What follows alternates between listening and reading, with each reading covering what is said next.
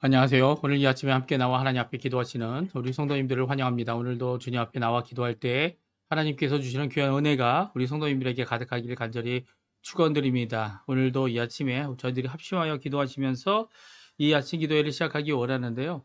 오늘 주님께서 주실 귀한 은혜를 바라보시면서 또 어제 또 지난날에 가졌던 모든 죄악을 주님 앞에 고하고 주님 앞에 나는 병자이고 나는 죄인이며 주님 앞에 회개할 자로 우리 왕 대신 하나님, 왕 대신 친히 통치하시는 귀한 우리 예수님 앞으로 나오시는 귀한 이 아침 시간 되시기를 간절히 축원드립니다. 우리 합심하여 기도하겠는데요. 우리가 날마다 드린 기도 제목 잘 기억하시죠? 우리 하나님 앞에 기도하시면서 이 아침 기도회를 시작하기 원합니다.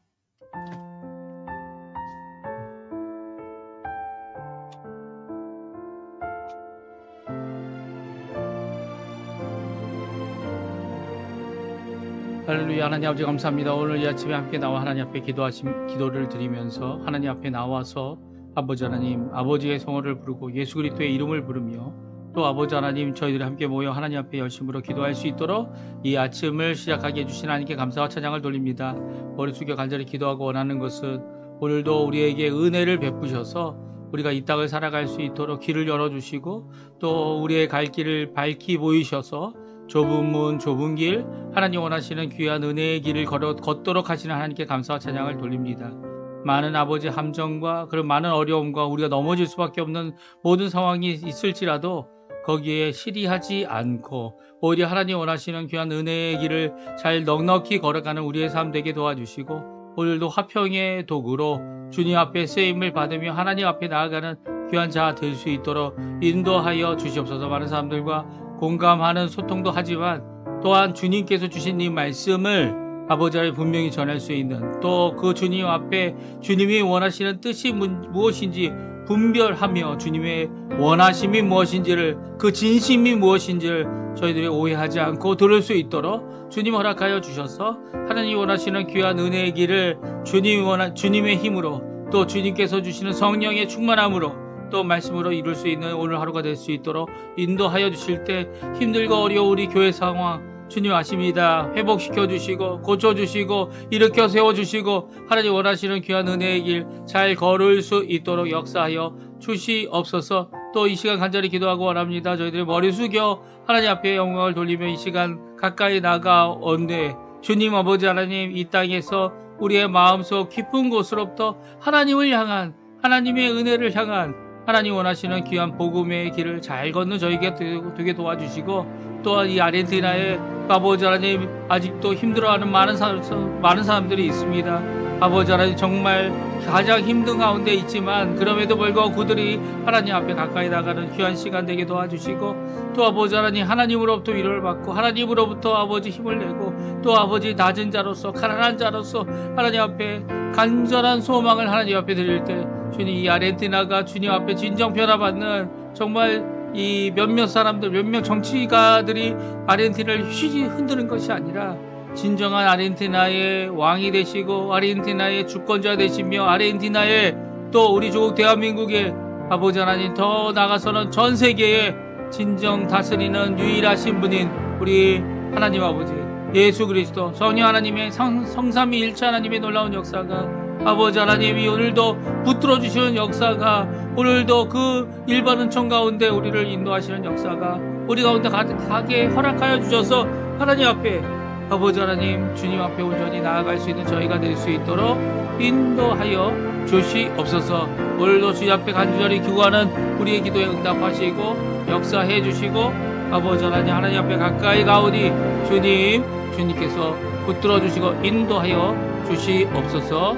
주님 붙들어 주시죠 믿습니다. 주님 우리의 자녀들 우리의 부모님들 주님께서 붙들어 주시고 하나님 원하시는 귀한 삶을 제대로 살아갈 수 있도록 역사하여 주시옵소서. 주님 우리의 건강도 주님의 손에 맡깁니다. 예수님 이름으로 기도합니다. 다 같이 사도신경으로 우리의 신앙을 고백하시면서 2025년 2월 21일 금요일 아침 기도회를 하나님께 드리겠습니다.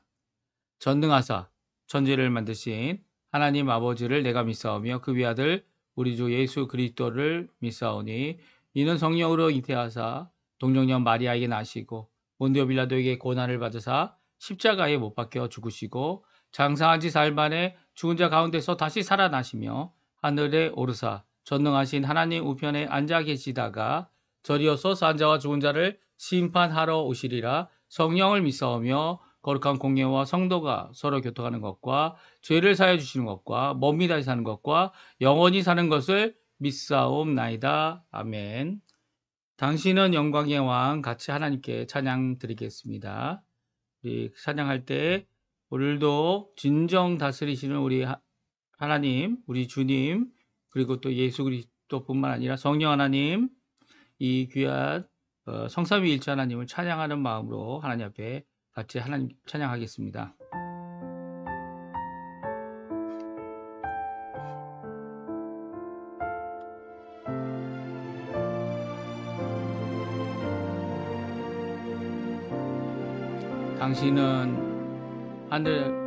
당신은 영광의 왕, 당신은 평강의 왕,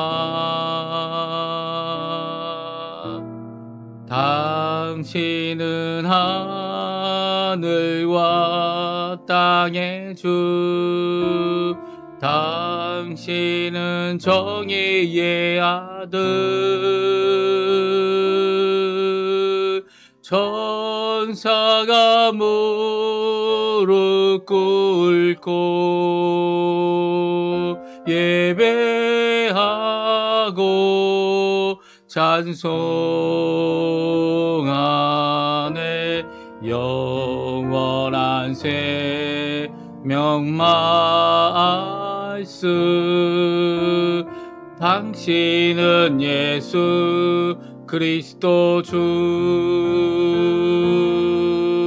호산나 다윗의 자손께. 호산나 불러와 중의 왕. 높은 하늘에 영광을 예수 주 메시아네.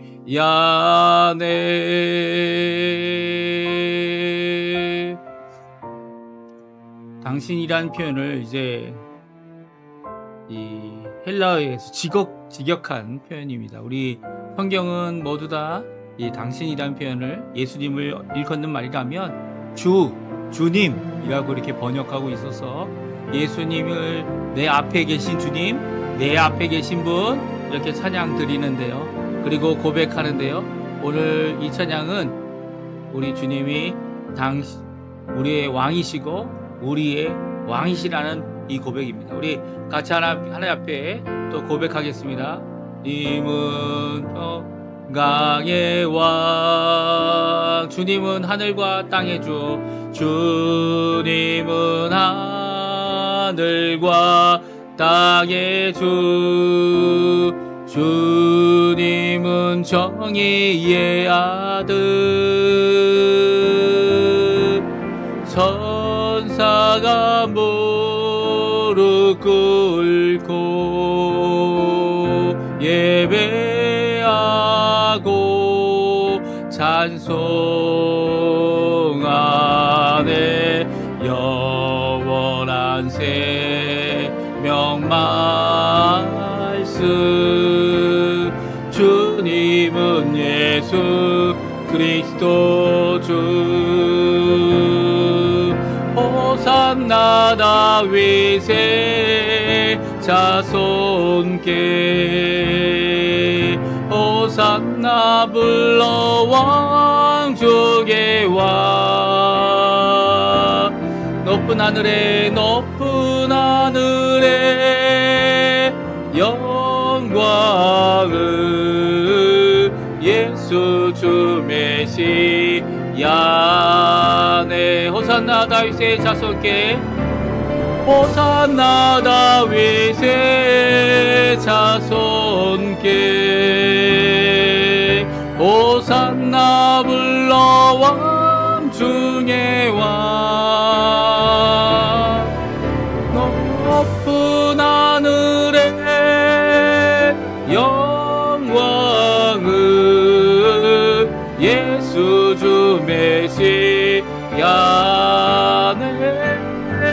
높은 하늘에 영광을 예수 주 메시아네.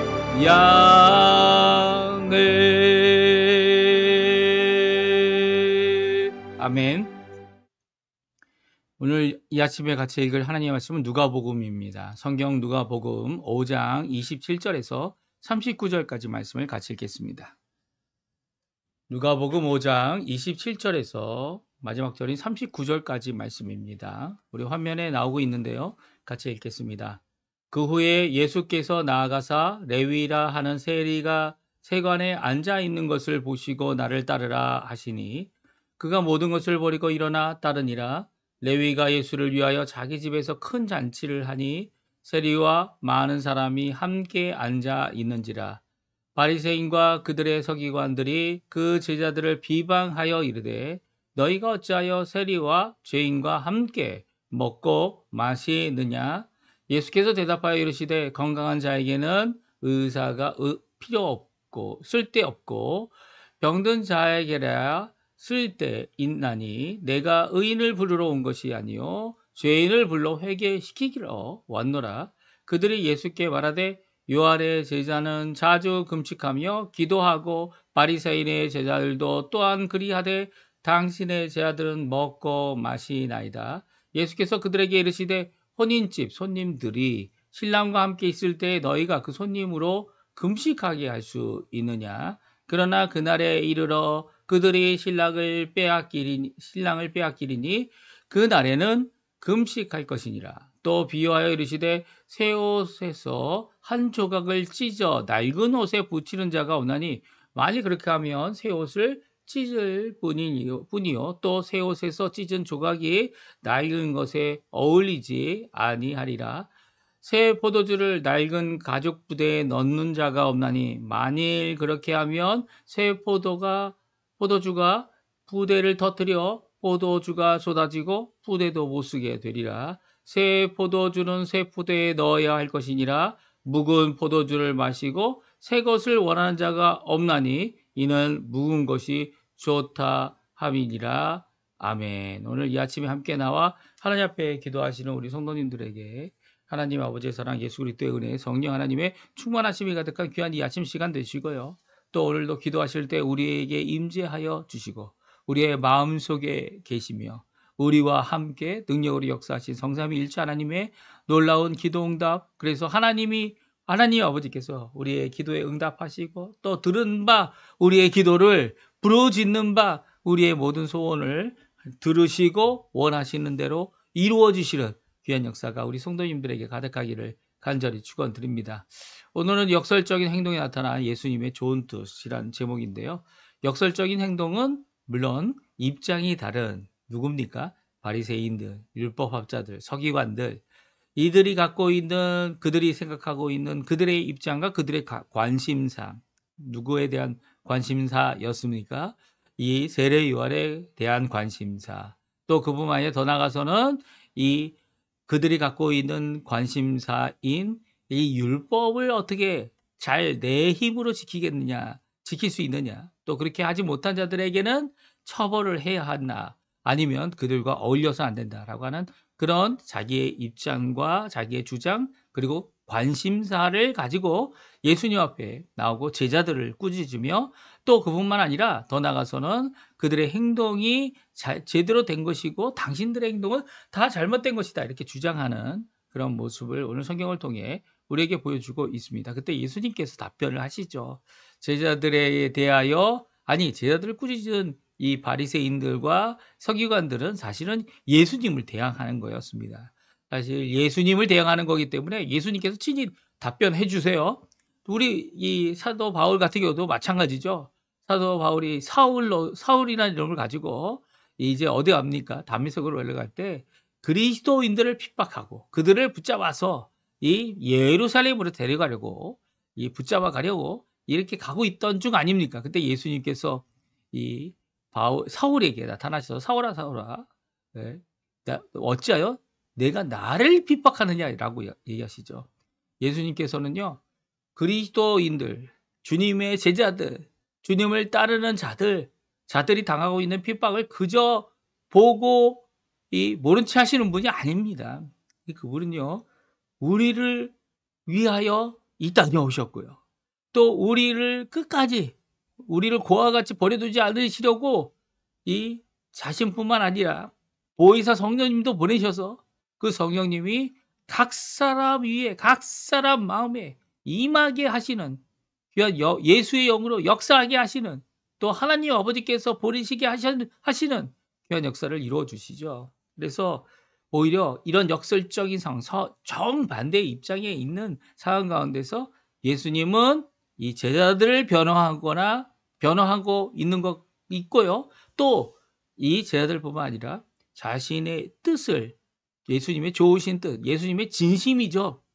관심사가 무엇이고 하나님이 원하시는 뜻이 무엇인지를 오늘 분명히 말씀해 주고 계십니다. 이 말씀 앞에 이 바리새인들, 서기관들 그리고 그 무리들은 알아야 됐고 깨달아야 됐고 거기에 대해서 내가 생각하는 것과 다른 이유가 여기 있구나.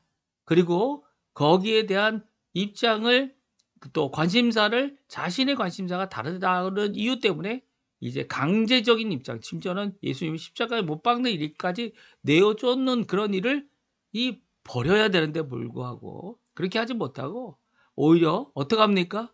예수님을 핍박하고 또 끝까지 핍박하는 쫓아다니면서 도시락 싸가지고 쫓아다니면서 이제 사도 바울이 이제 이 동네에서 저 동네로 이 도시에서 저 도시로 가면은 유대인들이 다 우르르 쫓아갔어요. 쫓아가가지고 그냥 이 사도 바울이 하고 있는 그 일을 다 반대하고 또 군중들을 일으켜가지고 이제 막 혼란스럽게 하고 심지어는 사도 바울을 돌로 쳐 죽이려고 하는 시도를 여러 번 감옥에 갇히게 하는 일을 여러 번 있었던 것을 성경에 보게 됩니다. 이런 악한 행동 가운데 예수님은 자신의 진심을 드러내시고 또 우리에게 교훈하시죠. 이런 핍박과 어려움이 분명히 이 세상에 있다라는 거예요. 있을 때에 어떻게 해야 되느냐. 예. 예수님도 이렇게 당하셨는데 우리라고 안 당했느냐. 이 푸른 나무에 이렇게 행동했는데 푸른 가지에 푸른 나무가 있는 가지가 있는 나무에 이렇게 행동하는데 너희에게는 얼마나 더 심하게 하겠느냐. 얼마나 적게 하더라도 절대 하지 않는 것이 아니다라는 예수님의 말씀을 기억하고 오늘도 주님 앞에 기도함으로 이런 것들을 이겨내는 누구의 이름으로 이겨냅니까? 예수님의 공로로 이겨내고 예수님의 이름으로 이겨내고 나의 죄는 다 씻어버리고 하나님의 거룩함으로 오늘도 살아가는 우리의 성도님들 다 되셨으면 합니다. 오늘 어떤 정반대의 입장이었는지를 역설적인 행동 가운데 나타난 예수님의 좋은 뜻을 함께 살펴보는 이 시간이 됐으면 좋겠어요. 제자를 부르시는 예수님, 오늘 제자를 부르시는데 특별히 아주 특별한 사람을 부르고 있습니다. 누굽니까? 레위라는 이름을 가진 마태를 부르고 있습니다. 이 마태복음을 기록하고 이 레위라는 이 사람은 좋은 직업을 가지고 있는 사람은 아니었어요. 그가 세관에 있었다 오늘 본문에 나옵니다. 세리였다 분명히 적고 있어요. 누가 봐도 세리. 세관에서 일하고 결국 자기 동족들에게 세금을 거두어서 어떡합니까? 로마 제국의 세금을 내는 이게 무슨 직업이라고 하면 아무 상관이 없겠지만 지금 이제 이 로마 제국으로부터 식민지 통치를 받고 있는 이 억압을 받고 있는 상황이다라고 생각할 때에는 이 직업이 정말 매국노의 직업이고 이 창기와 같이 여겼던 그 당시에 이 세리라는 직업이 얼마나 비천한 대접을 받고 대우를 받았는지를 우리가 잘 압니다. 근데 그 세리라는 사람을 예수님은 제자로 부르셨어요. 레위를 부르신 거죠. 근데 오늘 본문에 보게 되면 그 레위 마태를 부르시는 예수님 앞에 레위 마태가 행동한 것이 기록되어져 있습니다. 한번 같이 읽어볼까요? 네, 27절, 28절입니다. 그 후에 예수께서 나가사 레위라 하는 세리가 세관에 앉은 것을 보시고 나를 따르라 하시니 그가 모든 것을 버리고 일어나 따르니라. 아멘. 그렇습니다. 여기서 그 후라는 것은 예수님께서 중풍병자를 고치시고 이 예수님께서 죄사함의 권세 하나님이신 것을 드러내시고 아들 하나님이라는 것을 분명히 보여주신 이 귀한 이 표적의 역사. 그 후에 바깥으로 나가 보니까 세관 앞을 지나게 되셨어요. 그랬더니 거기에 레위라고 하는 마태가 그 자리에 있는 것을 보시고 세관에 앉아 있는 것을 보시고 그를 불렀습니다. 예, 나를 따르라. 이 한마디에 이 레위 마태는 그 모든 것을 버리고 거기서 일어났습니다. 그러니까 세관에 있었으니까 자기의 직업을 다 버리고 일어나서 누구를 따릅니까? 이 따르라고 하신 명령을 듣고 예수님을 따릅니다. 그가 이제 세리였던 것은 사실이지만 세리였던 것으로부터 모든 것을 버렸어요. 그 모든 것을 버렸다는 표현은 이제는 예수님의 부르심 앞에 내가 이 땅에서 내가 먹고 사는 생업, 내가 이 땅에서 할 수 있는 여러 가지 일들 다 버리고 주님 원하시는 그 길, 주님 따르는 그 길을 가고 있다라는 의미입니다. 사실 이 모습은 베드로, 먼저 이 예수님의 부르심을 받았던 시몬 베드로, 그리고 그의 동생 안드레, 야고보와 요한, 이 세베대의 아들이죠. 이 넷을 불렀을 때와 똑같은 반응입니다. 그렇죠? 모든 것을 버리고 어떤 걸 버립니까? 그물을 버리고 배도 버리고 아버지도 버리고 그리고 아버지와 일꾼들도 버리고 그들이 예수님을 따르기 시작했고요.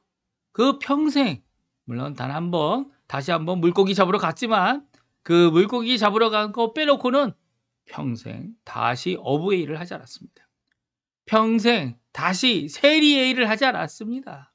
이것을 말하고 있는 거죠.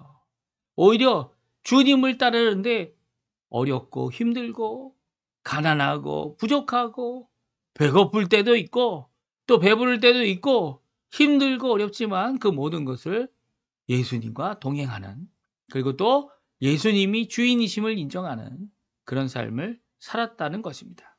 근데 이 세간에 있었던 세리가 자신의 모든 것을 다 버렸다는 이 표현은요, 자신이 갖고 있는 이 일에 있어서 예수님을 따라가는 일을 최고로 한다. 그리고 죄되고 악한 것은 다 버린다.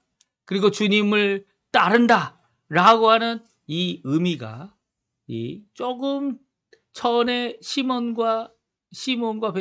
베드로와 그 외에 이 모두 4명이죠. 4명의 첫 번째 자들과 다른 모습을 보여주고 있습니다. 그것은요, 바로 레위가 잔치를 벌입니다. 자신이 갖고 있는 재산, 자신이 갖고 있는 것들을 가지고 레위가 잔치를 벌이게 되는데요. 그 잔치를 벌이는 벌일 때 예수님께서 그곳에 와 주셨고 예수님을 위하여 한 것이니까요. 또 예수님이 예수님을 위하여 큰 잔치를 벌이니까 이 레위의 친구들이 누굽니까? 바로 이 레위의 다른 세리들, 죄인들, 그곳에 다 모여서 예수님과 함께 기쁨의 잔치, 식사도 나누고 앉아 있었다는 이 표현이 옆으로 이렇게 살짝 기울여서 옆으로 누워서 음식을 먹었던 그들의 풍습에 따라서 그들이 함께 모여 큰 잔치를 벌이고 있었습니다. 그것을 누가 봤습니까? 바리새인들과 율법학자들과 서기관들이 보았죠. 그리고 그 제자들이 이 예수님과 함께 누구와 함께 있었다고요? 세리들, 창녀와 같이 여김을 받았던 이 죄인들과 함께 먹고 마시는 것을 보며 이 제자들을 꾸짖기 시작합니다. 감히 예수님께는 꾸짖지 못하죠. 예수님은 이미 하나님과 같이 또 아들 하나님으로서 이 죄를 사는 권세를 받으신, 그래서 병을 고치시는 귀한 모습을 보여줬기 때문에 감히 예수님께 이렇게 손가락질을 하고 그리고 언성을 높이는 자들은 없었을 겁니다. 그런데도 불구하고요, 이 죄인들과 어울리는 예수님의 제자들에게 이 모든 비방을 할 때에 예수님께서 자신의 마음의 뜻, 진심이죠, 진심. 그리고 이 역설적인 행동, 사실 역설적인 행동이라고 할 수밖에 없어요. 왜냐하면 제자가 되는 게 아주 뛰어난 사람들, 성품이 좋으신 분들, 그리고 또 가장 약점이 없는 자들을 예수님이 뽑으신 게 아니죠. 시몬 베드로, 이 다혈질이었다고 이제 다들 생각하지 않습니까? 뭐든지 먼저 해야 되고 뭐든지 앞장서서 했지만 그가 성령의 충만함을 받고 오순절 이 다락방에서 주님이 주신 그 귀한 능력의 말씀을 어떡합니까? 전합니다. 그때 3,000명, 5,000명 하루에 그냥 다 예수님께 돌아오는 커다란 기적, 커다란 변화를 이루죠. 근데 그가 이렇게 다혈질로 이 예루살렘 교회의 대표가 될 줄 알았더니 아니요. 예루살렘의 대표가 된 것이 아니라 오히려 전 세계를 돌아다니며 이렇게 유대 회당에서 유대인들을 주께로 돌이키고자 하나님 앞에 힘을 냈던 귀한 모습을 가진 자가 됐습니다. 그렇죠? 아내와 함께 다니면서 또 그뿐만 아니라 더 나아가서는 자기 원하는 뜻대로 간 것이 아니고 이 띠를 다른 사람이 띄어서 이쪽으로 갑시다 라고 하면 이쪽으로 가고 저쪽으로 갑시다 하면 저쪽으로 가서 예수 그리스도의 가장 큰 수제자라고도 할 수 있죠. 아니면 예수 그리스도의 가장 가까이서 주님의 말씀을 들은 그가 복음의 말씀을 어디든 전하는 예수님이 하신 그 사역, 한 곳에 머무르지 않으시고 온 동네, 여러 동네를 다 다니셔서 복음을 전하셨던 귀한 모습을 이 베드로가 가지고 있었던 것이죠. 이 베드로가 가졌던 이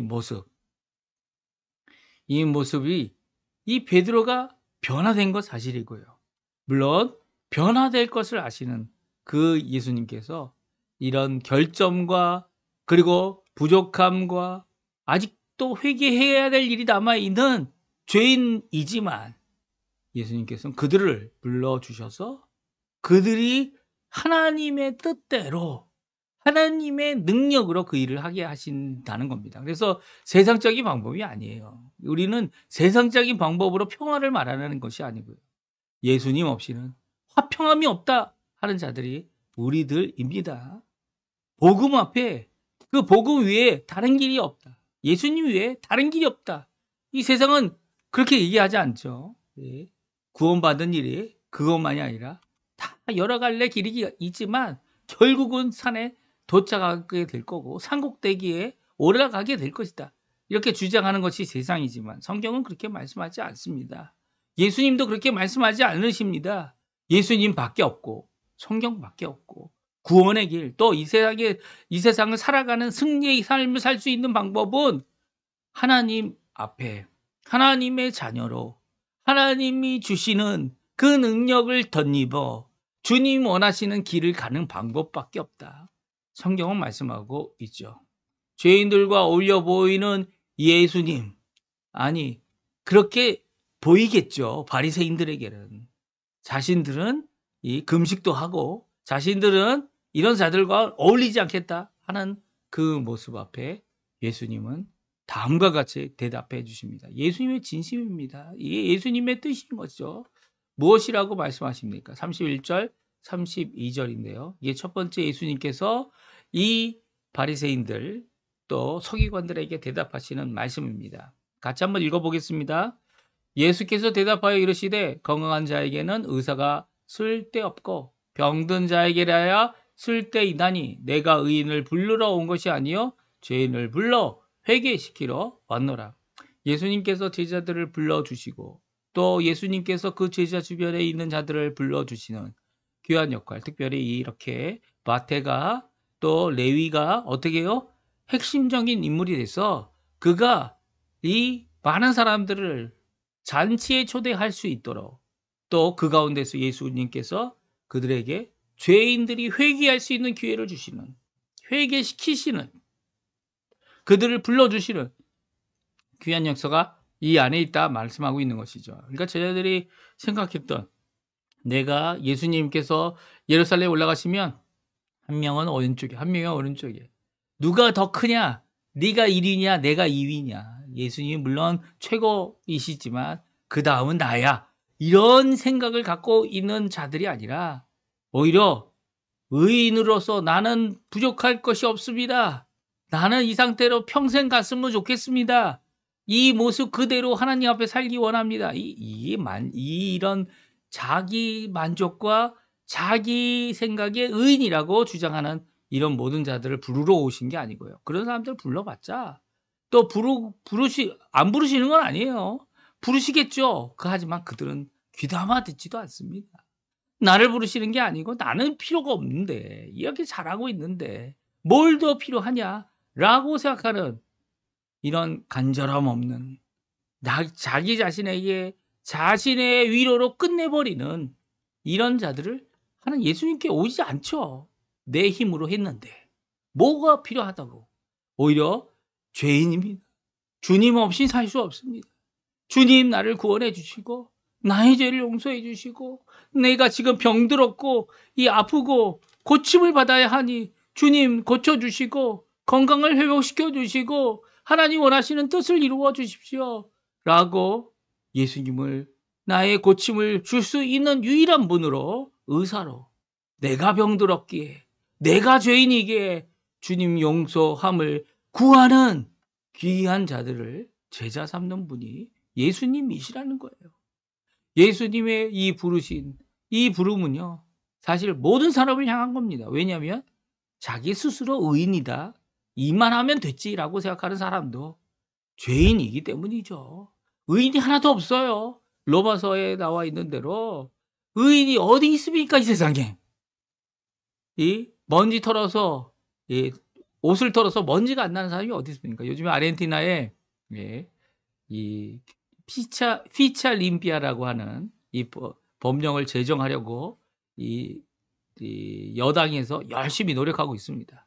이게 뭐냐면요, 이들이 잘못한 거나 뇌물과 내 자신이 이 욕심을, 자기의 사리사욕을 채우기 위한 이 모든 행위들에 대한 것을, 행위들을 한 것에 대하여 처벌을 해야 된다. 처벌을 하는 것 중에 하나가 다시는 공무원이 되지 않도록, 다시는 국회의원이 되지 않도록 하도록 하자라고 하는 것을 지금 추진하고 있는데요.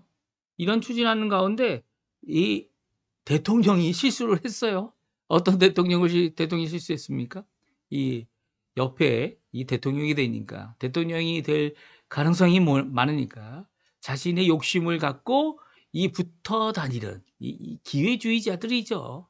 기회주의자들이 이 대통령의 이름을 팔아서 이 리브라라고 하는 어떻게 그 리브라라고 하는 비트코인이라고 할 수 있죠.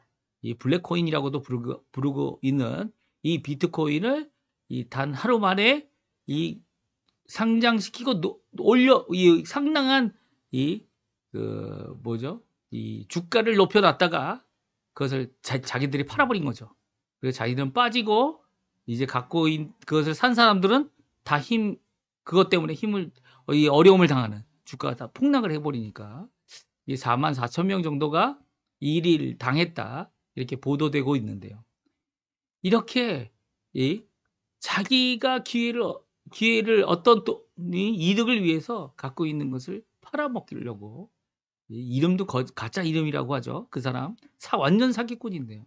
사기꾼에 넘어가 어려움을 당하는, 해명해야 되고 이것에 대한 해명 때문에 정말 어떻게 해야 될지 힘들어하는, 이거 다른 게 아니죠. 아무도 의인이 없습니다. 아무도 의인이 없어요. 죄인이며 나도 아무리 해도 피차림비아 같이 아무런 문제 없는 사람만 이제 공무원이 문제가 생기면 다음부터 공무원이 못하게 한다. 이 공무원을 못하게 하는 일을 하려고 그래도 나 자신도 그렇지 못하다는 거예요. 나 자신도. 어느 누가 깨끗합니까? 아무도 깨끗한 사람이 없죠. 정치인들은 더 지저분하다 이렇게 생각을 하지만 정치인뿐만 아니라 모든 사람들이 나는 죄인이다. 주님 앞에 고백할 수 있어야 되는 거죠. 주님을 바라보면 주님 나를 구원해 주십시오. 나는 죄인입니다. 두 팔 들고 두 손 들고 예수님께 항복할 수밖에 없는 거죠. 항복하지 않으면 나 자신이 갖고 있는 이 심각한 병과 같은 죄를 해결할 수 없기 때문이에요. 또한 이 세례 요한에 대한 금식에 대한 참여도 예수님께 말합니다. 근데 세례 요한이 이렇게 어려움을 당한 이유가 뭡니까? 바로 예수님이 높여지고 나는 낮아져야 해. 예수님이 드러나시고 이 세례 요한이 모든 사람에게 회개하는 이 세례를 베풀면서 이 예수님이 오실 것을 준비했어요. 그 길을 준비했어요. 그리고 걸림돌이 되는 자기 자신을 낮추어서 그게 걸림돌이 되지 않도록 예수님만 높여지도록 예수님만 바라볼 수 있도록 이렇게 하고 있는 모습을 이해를 못하는 거죠. 세례 요한도 그렇게 하고 있고요. 뭐 세례 요한의 제자들이 금식하는 거 당연하다 생각할 수 있습니다. 하지만 예수님께서는 지금 있는 이 사건, 이 잔치, 금식을 할 때가 올 때가 되는데 그때는 예수님께서 고난을 당하고 십자가에 죽으시면서 그 고난을 당하고 십자가에 죽으셨고 부활하시기까지 하셨는데도 그 일을 깨닫지 못하는 자들이 금식하게 될 거고요. 또 그때 가서 금식할 날이 있을 거고 지금은 이 신랑 되시는 예수님이 여기 계시고 세례 요한도 잘하거나 못하거나 누굴 위해서 그렇게 했습니까? 예수님을 위해서 한 거 아닙니까? 그렇다면 신랑 되시는 예수님과 함께 기뻐해야 될 때가 지금이다라고 말씀하고 있는 것이죠. 우리의 초점을 예수님께 맡겨야 합니다. 물론 지금 세례 요한의 제자들 금식하는 거 그걸 예수님께서 모르는 것 아닙니다. 하지만 그 모든 것 가운데 마땅히 해야 할 일이 무엇인지를 우리에게 말씀해 주고 계시죠. 참 주인은 예수님이십니다. 예수님이시고 예수님의 진심을 지금 드러내고 계시죠. 구약 시대가 끝나고 신약 시대가 시작되는 이 분기점이 되시는 예수님께서 새로운 시대를 만들어내시고 새 은혜의 시대를 시작하시고 그리고 예수님께서 또 끝내실 겁니다. 예수님께서 재림하실 때. 그 모든 것을 이루시는 그 모든 것 가운데 새 시대가 열렸는데 이제 구약의 마지막이 되는 세례 요한에 대하여 이런 이 고백의 말씀, 칭찬도 하시지만 지금은 누구를 바라봐야 된다고요? 예수님을 바라보고 예수님을 의지해야죠. 예수님만이 구원하실 수 있는 분입니다. 다른 어떤 이 사도들 그리고 예수님을 위하여 헌신한 모든 자들 심지어 세례 요한도 마찬가지죠. 그 세례 요한이 받는 고난이 예수님을 위한 고난이었어요. 그러니까 예수님이 누구신가를 알게 되면 이 일에 대하여 분명히 알게 되죠. 예수님이 신랑집 혼인집의 신랑이에요. 신랑. 주인 되시는 분이라고요. 당신은 영광의 왕. 주님은 영광의 왕. 주님은 평강의 왕인데 그 주님과 함께 있는데 이 세상에 일어날 수 있는 여러 가지 어려움들 다 주님께 맡기고 주님과 함께 하나님의 통치를 받아 성령 안에서 뭐 한다고요? 의와 화평과 희락이 가득한 삶을 살아야죠. 그것이 주님이 원하시는 뜻이죠. 항상 기뻐하라. 범사에 감사하라. 쉬지 말고 기도하라. 이것이 주님의 뜻 아닙니까? 주님의 드러나신 뜻을 이루어내는 우리의 삶이 되어야 합니다. 물론 어려움이 없다고 그것을 부인하는 것 아니고요. 위장하는 것 아니고요. 거짓으로 말하는 것 아닙니다. 하지만 예수님 앞에서 그것들이 다 되어지고 있죠. 예수님 앞에만 나가면 병고침의 역사가 있고 회복의 역사가 있고 은혜의 역사가 있고 고침의 역사가 있는데 문제는 우리가 기도하지 않고 감사하지 않고 기뻐하지 못하는 이유가 무엇입니까? 내 생각, 내 욕심, 내 입장, 내 것을 가지고서 예수님의 것을 평가하는 이 거꾸로 된 삶이죠. 예수님이 우리를 평가하셔야죠. 예수님이. 나는 죄인입니다. 예수님. 지금도 예수님 없이 살 수 없습니다. 예수님 역사해 주십시오라고 하는 새로운 시대, 새로운 하나님의 역사를 이루어내는 새 일꾼이 되어야 하는 겁니다. 새 부대로, 새 포도주를 담는 귀한 역사가 필요한 것이죠. 정말 이 표현이 딱 시대적인 구약과 신약의 이런 구분을 하는 귀한 이 사건 가운데 우리에게 말씀해 주고 계신 것이죠. 오늘 이 말씀 기억하시면서 예수님의 역설적인 이 표현들을 다 자세히 살펴보면 예수님의 주권을 가지고 예수님이 주인이 상황이라면 이 모든 것이 다 이해되어지고 관심사가 무엇인지를 알게 되는 이것을 우리가 잘 알게 됩니다. 세상은 공감을 요구하지만 공감을 누구의 입장에서 요구를 하고 있어요? 예수님이 주님이신데 다른 사람의 입장이 아니라 하나님의 입장이, 물론 예수님도 이 땅에 오신 이유가 사람의 모든 것을 다 체휼하시려고, 국률의 모든 것을 이루시려고 이 땅에 사람으로 오신 것 아닙니까? 어린아이로, 아기로, 태아로 10개월, 그리고 태어나셔서 또한 사람이 태어나 겪을 수 있는 모든 일들을 다 겪으셨음에도 불구하고 진정 왕 되시는 분이 예수님이다. 오늘 말씀해 주고 계시죠. 오늘 이 말씀 기억하시면서 우리 함께 기도하며 이 아침 기도회를 마치겠는데요. 우리가 이 기도회 하나님 앞에 여태까지 열심히 잘 해왔습니다. 또 앞으로도 계속 할 거예요. 하나님 앞에 이 방송도 계속하고 또 하나님 원하시는 주님께서 맡겨주실 귀한 사명도 다 이루어야죠.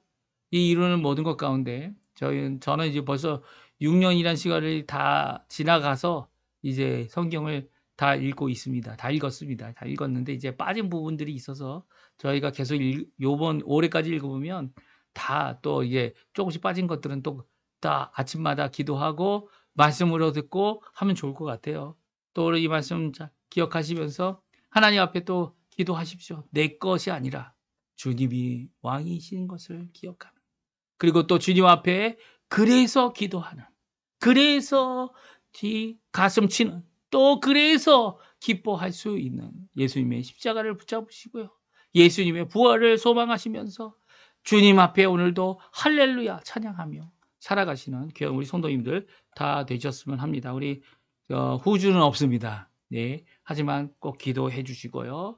또 오늘도 주님 앞에 참된 승리, 참된 기쁨을 이루시는 우리 성도님들 다 되시기를 간절히 축원드립니다. 아침 기도회를 마쳤습니다.